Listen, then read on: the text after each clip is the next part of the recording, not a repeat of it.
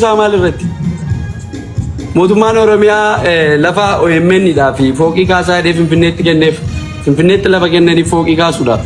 Oromoon OMN miidiyaa kootii fooqii kaa ture hedee miiliyoona 500 fuudhee OMN dhaa buuse. Miiliyoona 500 sana akkaawuntii Jawaar irra ture. Osoo akkaawuntii Jawaar irra jiru Jawaarii dhabee maneedhaa seene. Achii ba'ee Keeniyaa deeme.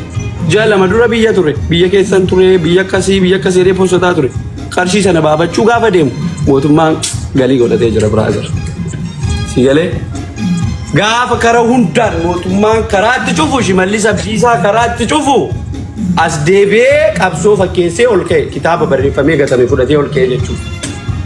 Sigalee sanaan dura gaafa inni daldala isaa bashani akkaawuntii sarara pirezidaantii mootummaa naannoo Oromiyaa qabe ture. Mootummaa Itoophiyaa irraa fudhate. Sigalee Beekin nu amma gaafa dhagaye piippii maaloo nu maal fayyadamne piippiirraa nu hojjennee bulla beektaa sadaqaadhaan hin bullu sigalee akka aktiivistoota Jawaarammaa saroonni Jawaara sirra kaatee giiftii waa arge kadhattee namni arraba nuti cabde jechuudha. Dinyaa saartan nu sigalee yeroo miira keessan seenini sigalee tokko miira keessan seeni tokko jedha. Lammata immoo qabsoon gandatti seentee jirti. Fakkeenyaaf deeggardanni maal jedhu. Biyya kana bulchuu keessatti kan sodaatamu Wallaggaa fi Arsii fi Shawaadha. Jedhi kana cabcaabiidha. Maaf akkas jedhanii sarraan bareeda. Hayyoo Oromooti qabsaa Oromooti miti inni. Sigalee maa yoo nugusni bahu teessummaa akka seenaatti nugusni yeroo kamuu akka seenaa Oromiyaatti jimmuma keessaa beebal. Jaarraa tokko duras jaarraa tokko asis. Sigalee jaarraa tokko duras jaarraa hamma keessa jirru kanattis jechuudha. Jaarraa gala fuulduraattis qopheeffannee jirra nuti. Kanaaf jennaani wala rabsuu wal keeku. Akka gandaatti qopheeffattu. Nuti miidiyaa irratti nu taalu. Akka gandaatti qopheeffattu. Dhagaye namni miidiyaa nama fayyada sigalee. Namni miidiyaa amma fakkeenyaaf Jawaar nu fayyada. Maaliif nu fayyada beektaa? Miidiyaa guddaa qabaa, hayyuudha, nama siyaasaati. Bakka boodarra maanoo tuqe bakka sigalee maanoon akka.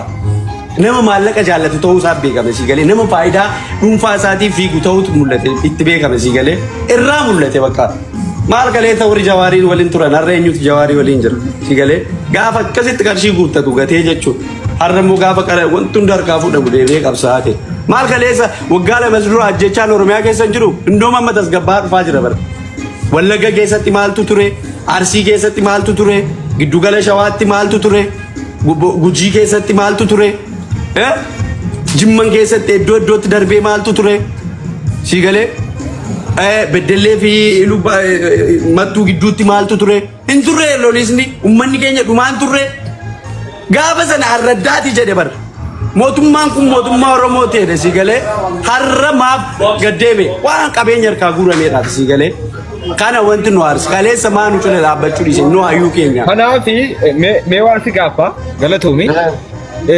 Mormin Jawaar wanti inni kaasaa jiru kun dogoggora moo sirriidha jetta waan karaa Facebook maxxansaa jiru kan. Fakkeenyaaf nama warra gandummaan Jawaariin jaallatu sirriidha. Dhagaye yoo bifa gandaatiin deemne fakkeenyaaf warra gandummaan Jawaariin jaallatu fi sirriidha. Nu warra ilaalcha Oromummaa isa sirrii qabuuf immoo sirrii miti. Fakkeenyaaf waa'ee qaala'insaa, waa'ee milishaa akkasumas waa'ee bal'ina karaa wal qabatee qeequmsa hedduu kaasaa jira kun rakkinni uummata keessa hin jiru akka mootummaa. Kaleessa gaafa albuuda fudhatee sa'aatii nagadu rakkinni kun hin turre torban kana keessa ji'a kana keessa dhalatee rakkinni kun milishaan haadholiitu mun kaleessa dheengadda dhufe kaleessa dheengaddaa dawwali maatii keetti bilbili gaafa kaleessa dhufe asirraan jennee waggaa lama eegaa turre jedha sirreessuu fi kaleessa dheengadda ture natti jettu agas mana hidhaa ture eega mana hidhaatii bahe immoo asirraan jennee eegaa turre jedha. No wanta akkanaan jiru waan qabatee siyaasa keessaa bahe hin callisee gaafa waan qabate sana immoo harkaa xaraganu deebi'ee siyaasatti deebi'e. Sigalee ammas kitaaba isaa shaqqalachuu fi kitaaba isaa addunyaa mararra deemee shaqqalataa biyaansi kaandi biiliyoon bir balaa isaran sana booda afaan isaa cufatee biizinasa isaa qaxxalanii taayalle kiyyaan maal jedhe Jawaar akkasii waan nama kanarra haasa'u akka keenyattan warra gabbaanii haasaa nan beekan dubbiinsaa bakka hin gahu seettanii fi wallaahi kaadireen dura bu'anii waan isin Facebook irratti barreessattu laala. Nu waamnaanu dhaqnee buna dhugaa hin jirru karaa cufaa dhiisaati. Innoo karaa cufaa minaami waan kanarraa dubbanne waan kanarraa asoomaa barbaachise isa dhugaa lubbamanii jira lubbuu keessa jiru jarru walitti himuun gaariidhaati.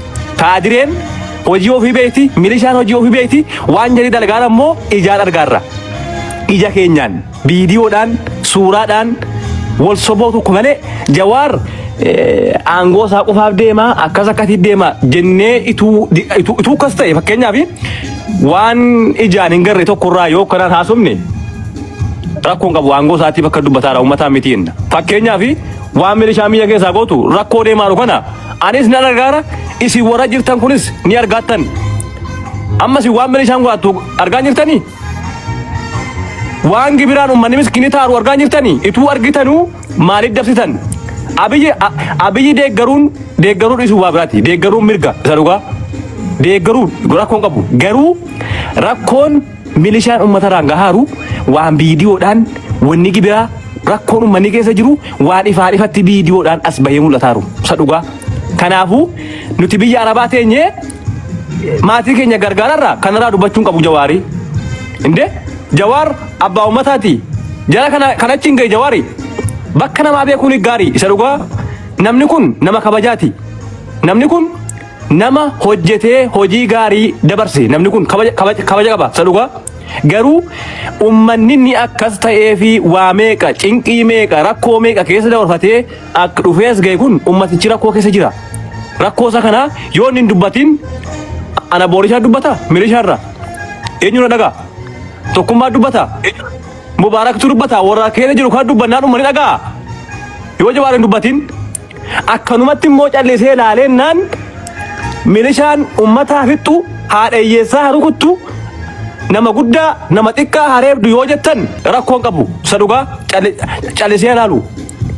Kanaafuu Jawaari nama yaada keenyaan deemu miti duraanis gaafa qabsootti ka'u yaada isaatiin itti ka'e akkatti qabsaa'u beeka waan godhu beeka isumaa dhiifnee jirra. An Jawaar irratti waan tokko jechuu hin danda'u. Wanni inni deemaaruun kun dhibbatti galata tokko malee sirriidha jedhee nama deeggaru keessaa nama tokkoon. Maatii keenya gargaarree gibira kafaluu ni dandeenya nuti akka keenyatti. Warri biyya Arabaa kana keessaa ilmoon qabne miskiinni dhaqee itti hidhamee itti reebamee milishaadhaan rukutame. Warra kanaawoo yaaduun maali dhiifameen gaafii isa dhugaa. Kan biraa carraan argadhe kanatti fayyadamee Jawaariin galatoomii jechuun barbaada. Viidiyoo karaa fuula Facebook isaatiin guyyaa irraa gadi gadhiise viidiyoo Jimmaan keessatti ta'e kan milishaadhaan hojjetame waan kana gadi gadhiisuudhaatiif waan hedduun galatuufadha Jawaariin. Dhugaa dubbachuu fi waan biyya keessa deemaaru akkanatti ilaalaa kun sirrii mitiin yoo waan biraan ta'in an waan Jawaar dubbataaru kana dhibbatti nama deeggaru keessaa nama tokko. Maaliif jennaan wanni biyya keessa ta'aru wama Jawaar Facebook irraa dubbataaru kana. Cinqiin biyya keessa jiru waan hamma nuti ijaan argaaru kana. Kana ilaalaa hin dubbatin Jawaar paaworiin qabu Jawaar akkasii Jawaar waan kana sirreessuu hin danda'uun kun isin jechuu dandeessu. An akka kootti Jawaar waan hamma deemaaru kanaan itti fufee deemuudha qaba. Maaliif jennaan uummanni gibiraan saamamaa jira. Milishaadhaan dararamaa jira. Wanni ta'aru kun waan viidiyoodhaan ilaalaarru waan milishaan dalagaaru. Jawaariin jalaga seenaa ilaalaa waan Jimma naannoo Dedoo ta'e waan jedhu godhan dubartiidha kabajaan qaban dhiiraaf kabajaan qaban nama guddaaf kabajaan qabdu milishaan isa dhugaa. Waan ta'aru abjuun haasa'amaan jiru suuraan miti viidiyoodhaan wannamma irra hedduu wannamma irra haasa'amaaru waan viidiyoon deemaaru waan viidiyoo uummata keessa ta'aru kan viidiyoo kanaan dhalatti immoo dhokatee hojjetamaaru rabbiin qofta beeku. Kun kan Jawaallee argee viidiyoo waraabee baase. Waan agarsiifte hin beeku. Mubaari musammaa warni inni natti kennisiiftee maal goote? Maal agarsiise jool? Jira miti an? Jirta. Waa agarsiise Mubaari itti fufi Borisha asii warni inni natti agarsiise irraa deebisee irratti fufi. Kanaafi Jawaar waa sirreessuu danda'u nuun miti warra biyyaatu beeka jarri miira jari keessa jiran nu wal gaafachuun barbaachisu isa dhugaa walitti himnaati as naqabii achi naqabii faaruudhaa fi wanni waladda nama tokko jibbuunii fi waan inni hojjetaaru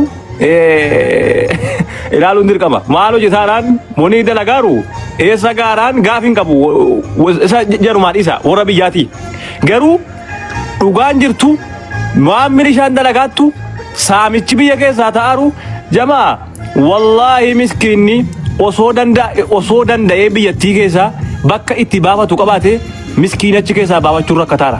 Nu hojjennee bulla beektaa sadaqaadhaan hin bullu si galee akka aktiivistoota jawaarammaa saroonni jawaara sirra kaatee giiftii waa arge kadhattee namni arraba nuti cabdee jechuudha. Dinyaa saartan nu si galee yeroo miira keessan seenini si galee tokko miira keessan seeni. Tokko jedhe lammata immoo qabsoon gandatti seentee jirti. Fakkeenyaaf dheengaddanni maal jedhe biyya kana bulchuu keessatti kan sodaatamu Wallaggaa fi Arsii fi Shawaadha jedhe kana cabcaabiidha. Maaf akkas jedhan isarraan bareeda. Hayyoo Oromooti qabsaa Oromooti miti inni si galee maa yoo nugusni bahu teessummaa akka seenaatti nugusni yeroo kamuu akka seenaa Oromiyaatti jimmuma keessaa beebar. Jaarraa tokko duras jaarraa tokko asis.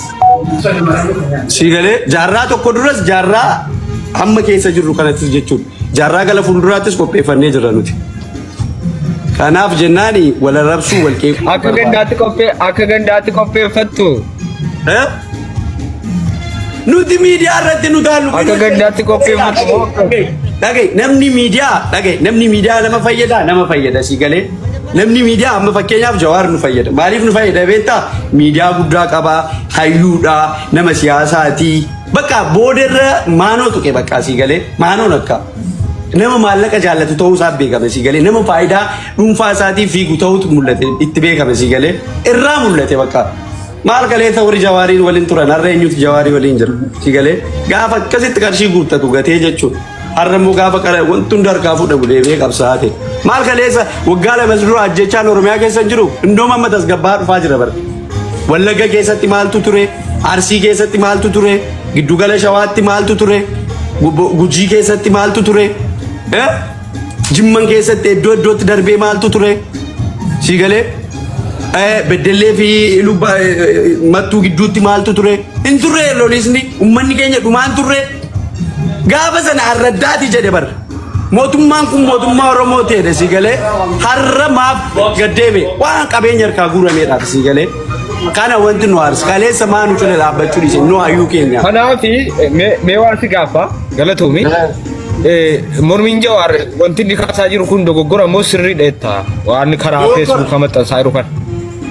Fakkeenyaaf nama warra gandummaan Jawaariin jaallatu sirrii. Dhagaye yoo bifa gandaatiin deemne fakkeenyaaf warra gandummaan Jawaariin jaallatuu fi sirrii nu warra ilaalcha Oromummaa isa sirrii qabuuf immoo sirrii miti. Fakkeenyaaf waa'ee qaala'insaa, waa'ee milishaa akkasumas waa'ee bal'ina karaa wal qabatee qeequmsa hedduu kaasaa jira. Kun rakkinni uummata keessa hin jiru akka mootummaa.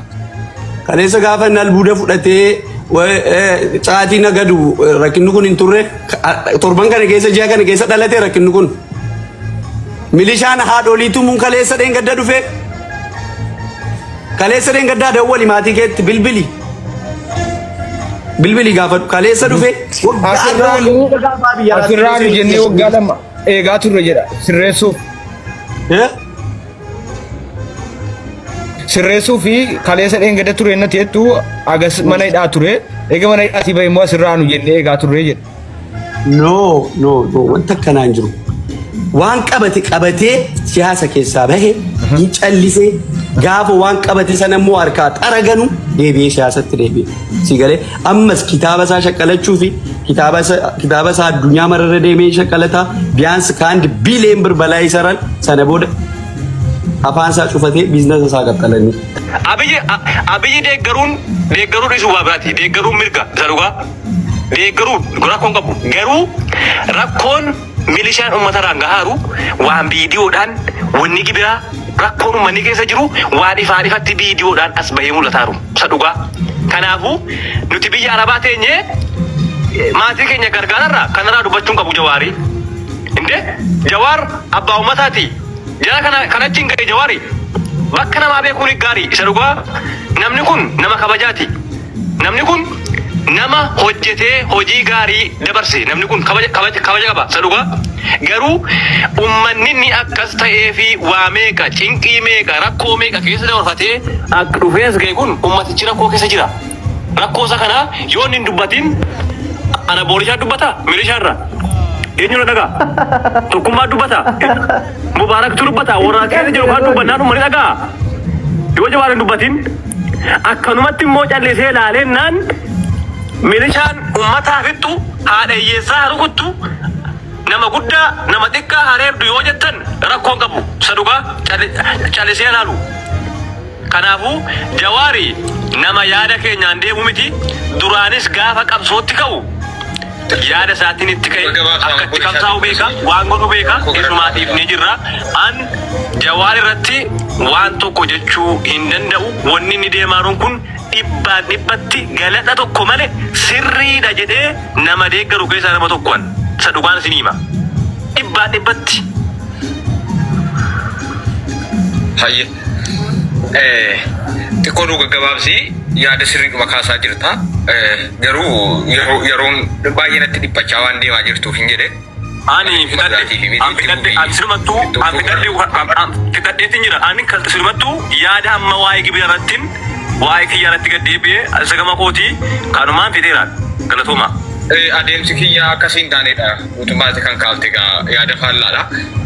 Galatoomi tapha qaafa carraa kennaa xumurarra